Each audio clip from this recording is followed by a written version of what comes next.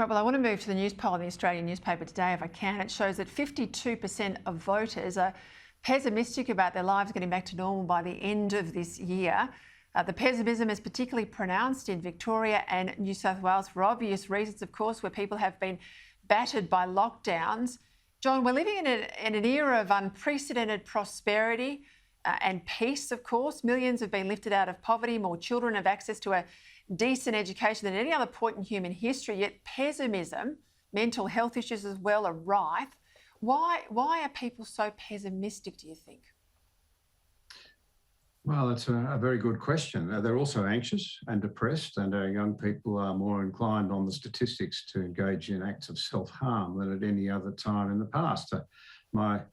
My provocative question, I think, would be to say, is this really the world that the progressives think is so wonderful? Why do we keep pursuing the approaches that we do? And we are knocking hope out of our young people. The climate change debate's a classic example of that.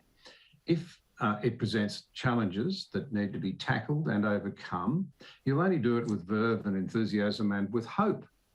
But if, on the other hand, it's also depressing that we now read endlessly of young men doing things like having vasectomy so they never bring children into this terrible, terrible world, one wonders what we're living for.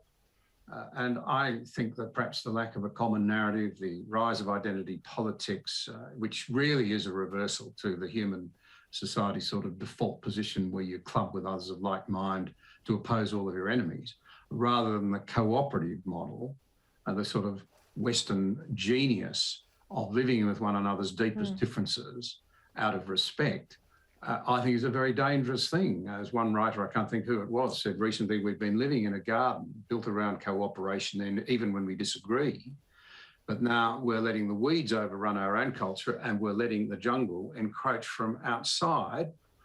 Maybe G.K. Chesterton had something when he said, the better way to live, according to the good book, is to love your enemy and love your neighbour, even when they're the same people. But we don't do that now. If you dare to disagree with me, I'll slaughter you. And we're seeing a lot of that venom.